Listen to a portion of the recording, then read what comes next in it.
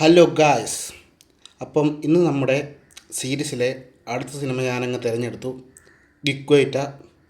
നമ്മുടെ ഇൻ്റർവ്യൂ സ്റ്റാറിൻ്റെ 2020 ശേഷം ഇറങ്ങിയ ഏതോ ഒരു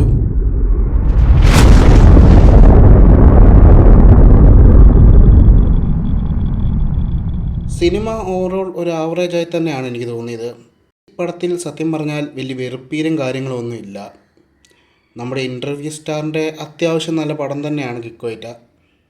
പക്ഷേ ഈ പടവും തിയേറ്ററുകളിൽ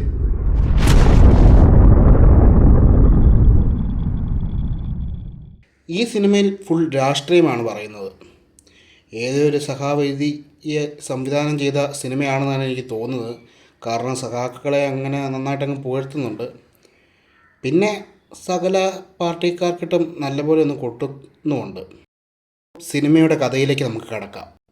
കണ്ണൂർ എന്ന അതിമനോഹരമായ നാട്, അവിടെ രാഷ്ട്രീയമാണ് പറയുന്നത്. അവിടെ തന്നെ ഏറ്റവും വലിയ നേതാവായ സുരാജ് വെഞ്ഞാറമൂടിന് സുരക്ഷാ ഭീഷണി അങ്ങ് വരും. ഇത് നടക്കുന്നതിന് 2 വർഷം മുമ്പാണ് നമ്മുടെ ഇൻ്റർവ്യൂ സ്റ്റാറിൻ്റെ എൻട്രി. ഫുട്ബോൾ കളിയും തേരാപ്പാര നടക്കലുമായി ഒരു ജോലിയും കൂലിയും ഇല്ലാതെ നടക്കുന്ന നമ്മുടെ സ്റ്റാർ.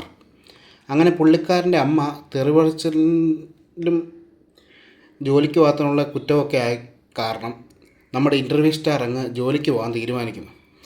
അങ്ങനെ സ്വന്തം അച്ഛൻ പോലീസായിരിക്കെ മരിച്ചതിൻ്റെ കീഴിൽ നമ്മുടെ ഇൻ്റർവ്യൂ സ്റ്റാറിന് CP ആയിട്ട് പോലീസിൽ ജോലി അങ്ങ് അവിടെയുള്ള സഖാക്കൾ അഥവാ പാർട്ടിക്കാർ നേടിക്കൊടുക്കുന്നു. അത് കഴിഞ്ഞാണ് ആഫ്റ്റർ 2 years സുരാജ് വെഞ്ഞാറമൂടിന് സുരക്ഷാ ഭീഷണി വരുന്നത്. അതുകൊണ്ട് വേറൊന്നുമല്ല, ഗൺമാനായിട്ട് നമ്മുടെ ഇൻ്റർവ്യൂ സ്റ്റാറിനെ അങ്ങ് നിയമിക്കും.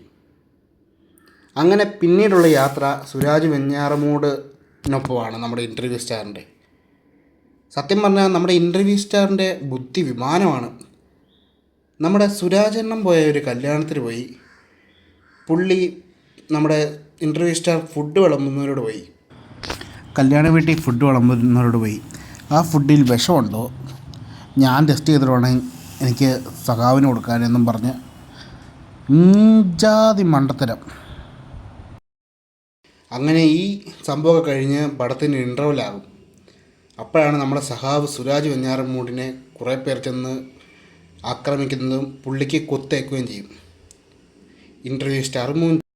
പിന്നീട് ഹോസ്പിറ്റലിൽ അഡ്മിറ്റ് ആയിരുന്ന വെഞ്ഞാറമൂടിനെ സുഖം പ്രാപിച്ച് തിരിച്ചു വരും. എന്നിട്ട് പറയും, എനിക്ക് ഇൻ്റർവ്യൂ സ്റ്റാറിനെ തന്നെ ഗൺമാനായിട്ട് ഇനിയും മതിയെന്ന്. അതും കഴിഞ്ഞ് സുരാജ് വെഞ്ഞാറമൂടിൻ്റെ കൂടെ കുറേ നമ്മുടെ ഇൻ്റർവ്യൂ സ്റ്റാർ അങ്ങ് കറങ്ങി നടക്കും. ഈ കറങ്ങി നടക്കിൻ്റെ ഇടയിലാണ് നെറ്റിയിൽ ജർമ്മനിയുടെ ഫ്ലാഗും അടിച്ച് നടക്കുന്ന കുറച്ച് പാർട്ടിക്കാർ ഇൻ്റർവ്യൂ സ്റ്റാറിനെ കടത്തിക്കൊണ്ട് പോയിട്ട് അവരുടെ കൂടെ നിന്ന് സുരാജ് വെഞ്ഞാറമൂടിനെ കൊല്ലാൻ സഹായിക്കണമെന്നും ഇല്ലെങ്കിൽ ഇൻ്റർവ്യൂ സ്റ്റാറിനെ അങ്ങ് തട്ടിക്കളയുമെന്നും ഇനി തൊട്ട് വെള്ളിയാഴ്ചകളിൽ പുള്ളിയുടെ പടം ഇറക്കത്തില്ലെന്നും അങ്ങ് പറയും. പൊതുവേ പേടിത്തൂറിയായിരുന്ന നമ്മുടെ ഇൻ്റർവ്യൂ സ്റ്റാർ അതുകൊണ്ട് അതിനങ്ങ് വഴങ്ങിക്കൊടുക്കും. പിന്നീട് നമ്മുടെ സഖാവ് സുരാജ് വെഞ്ഞാറമൂടിനെയും കൊണ്ട് ഇൻ്റർവ്യൂ സ്റ്റാർ ക്ലൈമാക്സ് നടക്കുന്ന പാലത്തിൻ്റെ അടുത്തോട്ടങ്ങ് പോകും. എന്നിട്ട് ജർമ്മനിക്കാരുടെ കൂടെ അങ്ങ് കൂടും സുരാജ് വെഞ്ഞാറമൂടിനെ കൊല്ലാൻ. അത് കഴിഞ്ഞാണ് വമ്പൻ ട്വിസ്റ്റ്. ഇൻ്റർവ്യൂ സ്റ്റാർ തൻ്റെ തോക്കെടുത്ത് എല്ലാ ജർമ്മനിക്കാരെയും അങ്ങ് വെടിവെച്ചങ്ങിടും. ട്വിസ്റ്റ്. പിന്നീടാണ് ഇൻ്റർവ്യൂ സ്റ്റാർ സത്യം മനസ്സിലാക്കുന്നത്. ഇൻ്റർവെല്ലിന് സുരാജ് വെഞ്ഞാറമൂടിനെ കുത്തിയത് സുരാജ് വെഞ്ഞാറമൂട് തന്നെ പറഞ്ഞിട്ടാണ് ഇലക്ഷൻ ജയിക്കാൻ സിമ്പതി വോട്ടിൽ. ശുഭം.